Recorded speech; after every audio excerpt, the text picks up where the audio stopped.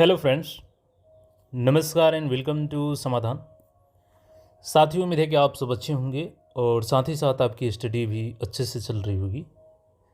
साथियों, एडीओ परीक्षा जो कि 3 फेज़ों में हो रही है, ऑलरेडी 2 फेज़ आपके कंप्लीट हो चुके हैं और कल तीसरा यानी अंतिम फेज़ का एग्ज़ाम कल से शुरू है और परसों तक चलेगा, 2 दिन चलेगा ये एग्ज़ाम। इसी बीच जो पेपर लीक की न्यूज़ सामने आई वो कहीं न कहीं छात्रों के लिए अच्छी खबर नहीं है, क्योंकि छात्र मेहनत करके एग्ज़ाम देते हैं और अगर पेपर लीक होता है तो कहीं न कहीं जो लेबोरियस छात्र हैं उनके साथ नाइंसाफ़ी होता है और उनकी जो मेहनत होते हैं, सालों साल की मेहनत, वो धरे के धरे रह जाते हैं। अब देखिएगा, इसी बीच कल जो 3rd फेज़ का एग्ज़ाम है, अब इन पेपर लीक के जो न्यूज़ है उसके बीच में जो 3rd फेज़ का एग्ज़ाम है, इसके जो भी अभ्यर्थी हैं उनके लिए एक अलर्ट मोड ही कहेंगे। एक बीपीएससी ने नोटिस जारी किया है। वो नोटिस यहाँ पे देखिएगा, मैं अभी आपको दिखाऊंगा। जो यहाँ पे देखिएगा, ये विषय क्या है कि सहायक विकास पदाधिकारी प्रतियोगिता परीक्षा का तृतीय चरण 20 अप्रैल से 21 अप्रैल को कदाचार मुक्त कराने हेतु विशेष निगरानी रखने के संबंध में। अब ये क्या न्यूज़ है ये हम लोग देखेंगे, लेकिन इससे पहले ज़रूरी ये है कि जो पेपर लीक का न्यूज़ है उसको एक बार समझिएगा। देखिए, ये आज का ही पेपर है। एनटीए ने जिससे किया डिबार, यानी कि जिस एजेंसी को एनटीए ने डिबार किया था, अपने चयन के परीक्षा को कराने के लिए बायोमेट्रिक से हटा दिया था, उसी को बीपीएससी ने ठेका दिया। अब ये हम अपने मन से तो कुछ कर नहीं रहे हैं, ये सारा सारा दैनिक भास्कर पेपर ने कहा है और वही बातें आपको यहाँ पे दिखा रहे हैं। एडीओ नियुक्ति परीक्षा में ब्लैक लिस्टेड कंपनी ले रही अभ्यर्थियों की बायोमेट्रिक। अगर ये न्यूज़ सही है तो ये तो एक बड़ा सवाल है कि आखिर ब्लैक लिस्टेड कंपनी को टेंडर क्यों दिया गया। बीपीएससी ने कहा पहले ही दिया था जिम्मा। अब चूंकि बीपीएससी ने इस पे कहा है कि हमने पहले जिम्मा दिया था और बाद में इसको डिवाइड किया गया है, और इस पेपर लीक की समस्या जो है ये काफ़ी हाईटेक तरीके से की जा रही है। यानी कि जो बायोमेट्रिक के एजेंट्स हैं, जो बायोमेट्रिक कराते हैं, वही अगर धांधली पर उतर जाए तो काफ़ी बड़े लेवल पर धांधली हो सकती है। बायोमेट्रिक कर्मी का ही देखिए, बायोमेट्रिक का ही कर्मी कर रहा था धांधली। परीक्षा केंद्रों पर जो अभ्यर्थियों के बायोमेट्रिक लेने आते हैं, जिन कर्मियों को दिया गया वही धांधली रच रहे हैं। इसमें पटना और नालंदा के कुछ माफियाओं ने बड़े पैमाने पर साजिश रची है। गिरोह पुराना है और बड़े पैमाने पर अभ्यर्थियों की सेटिंग की गई है। बायोमेट्रिक कर्मी ही अभ्यर्थियों को आंसर की पहुंचाता है। नालंदा से गिरफ्तार 2 अभ्यर्थियों के पास बायोमेट्रिक कर्मी ने ही आंसर की पहुंचाई थी। जांच के दौरान आंसर की हूबहू मिल गई। दोनों बायोमेट्रिक कर्मी से ईओयू पूछताछ करेगी। अगर ये जो न्यूज़ है, चूँकि न्यूज़ तो गलत होगी नहीं, न्यूज़ छपा गया है कि बायोमेट्रिक कर्मी पकड़े गए हैं, तो ये एक बहुत बड़ी अभ्यर्थियों के साथ साजिश है। और जो अभ्यर्थी सालों साल मेहनत करके इंतज़ार करते हैं कि कोई नोटिफिकेशन आएगा तो हम फॉर्म भरेंगे, और एग्ज़ाम होता है तो क्या होता है, पेपर लीक हो जाता है।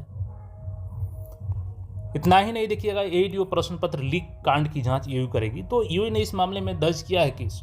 अब इसकी विशेष शाखा जाँच करेगी और बीपीएससी ने इस पर क्या कुछ कहा है इसको देखिएगा। फिर हम लोग जो 3rd फेज़ के लिए नोटिस जारी किया गया उसको समझेंगे। एडीओ अभ्यर्थी के लिए महत्वपूर्ण सूचना। आयोग ने सहायक शिक्षा विकास पदाधिकारी की परीक्षा 2 चरणों की परीक्षा पूर्ण रूप से स्वच्छ, शांतिपूर्ण एवं कदाचार रूप से आयोजित की है। इस परीक्षा का तृतीय चरण दिनांक 20-21 अप्रैल को निर्धारित है, जिसके लिए आयोग ने सुदृढ़, सुरक्षित एवं अभेद परीक्षा व्यवस्था जिला प्रशासन के सहयोग से की है। इस परीक्षा के संबंध में कुछ कथित गुरु एवं सोशल मीडिया चैनलों द्वारा निराधार अफवाह फैलाई जा रही है कि परीक्षा के द्वितीय चरण में कहीं कहीं कदाचार हुआ है। यहाँ तक कि गैर जिम्मेदार रूप से यह अफवाह भी फैलाई जा रही है कि परीक्षा में प्रश्न पत्र लीक हो गया है। देखिए, अब बीपीएससी अपना अलग बात कर रही है, जबकि ईओयू ने बताया है कि जो 2 कर्मी है बायोमेट्रिक कर्मी, वो कहीं ना कहीं धांधली में शामिल थे, और वो बायोमेट्रिक कर्मी कहीं ना कहीं आपके एग्जाम के हिस्सा हैं, क्योंकि वही आपके बायोमेट्रिक ले रहे हैं अभ्यर्थी का। तो सवाल तो उठेगा कि बायोमेट्रिक कर्मी कैसे आखिर किसकी सह पे वो लोग एक काम कर रहे हैं। अब भले दोषी उसमें कोई भी हो सकता है कि बीपीएससी को पहले से इसमें जानकारी नहीं हो, लेकिन बीपीएससी को एक्सेप्ट करनी चाहिए कि अगर बायोमेट्रिक कर्मी पकड़े गए हैं तो कहीं ना कहीं लूप होल है। जो सारे के सिस्टम बनाए गए हैं बायोमेट्रिक का, उसमें कहीं ना कहीं लूप होल है और इसको आगे सतर्क रहनी होगी। तो ये सारा चीज़ इन्होंने बताया है कि ये दुष्प्रचार किया जा रहा है। तो जो न्यूज़पेपर में न्यूज़ है वही अभ्यर्थी जानेंगे, और जो वहाँ पे एग्ज़ाम दे रहे हैं वो भी अच्छे से जानेंगे कि क्या कुछ हुआ है मामला। अब इन सब के बीच जहां एक तरफ बीपीएससी ने कहा है कि कोई भी कदाचार नहीं हुआ है, वहीं दूसरी तरफ इन्होंने एक नोटिस भी जारी किया है थर्ड फेज के एग्जाम के लिए। सभी जिला पदाधिकारी, सभी वरीय पुलिस पदाधिकारी, सहायक शिक्षा विकास पदाधिकारी प्रतियोगिता परीक्षा का तृतीय चरण दिनांक 20-21 को कदाचार मुक्त एवं स्वच्छ रूप से आयोजित करने के विशेष निगरानी रखने के संबंध में महाशय उपयुक्त विषय के संबंध में निर्देशानुसार कहना है कि बिहार लोक सेवा आयोग द्वारा आयोजित की जाने वाली सहायक शिक्षा विकास पदाधिकारी प्रतियोगिता परीक्षा को पूर्णतः कदाचार मुक्त, निष्पक्ष एवं पारदर्शी वातावरण में संपन्न कराना आयोग की सर्वोच्च प्राथमिकता है। उल्लेखनीय है कि उक्त परीक्षा के 2 चरणों की परीक्षा आयोजित की जा चुकी है, जिसके क्रम में कुछ असामाजिक तत्वों, समाचार पत्रों एवं सोशल मीडिया चैनल द्वारा परीक्षा में कदाचार होने एवं प्रश्न पत्र लीक होने संबंधी भ्रामक एवं निराधार अफवाहें फैलाई जा रही है। उक्त परीक्षा के तृतीय चरण की परीक्षा दिनांक 20 अप्रैल 21 अप्रैल को निर्धारित है, जिसमें संभावना है कि कुछ असामाजिक तत्व इस परीक्षा को भी प्रभावित करने का प्रयास करें।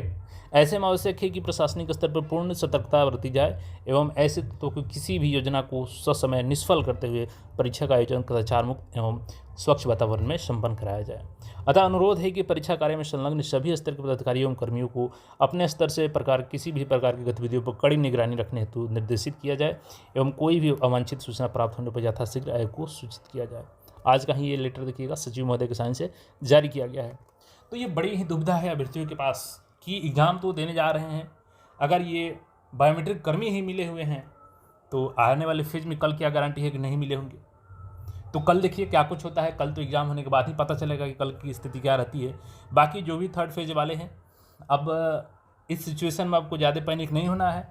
आप पहले एग्ज़ाम दीजिए कल और परसों का, फिर उसके बाद देखिए जो ईओ अपना जांच करेगी और कल का एग्ज़ाम परसों का एग्ज़ाम कैसा होता है इस पर आगे का स्थिति डिपेंड करेगा। तो बाकी आपका राय अपना साझा कर सकते हैं और कल जिनका भी एग्ज़ाम है कमेंट करके बताइए किनका किनका एग्ज़ाम है। बाकी आप सभी को ऑल द बेस्ट, अपनी तरफ से अच्छा कीजिए। बाकी देखिए कल क्या कुछ होता है। फिर मिलते हैं नए अपडेट में, चैनल को सब्सक्राइब करके जुड़े रहें।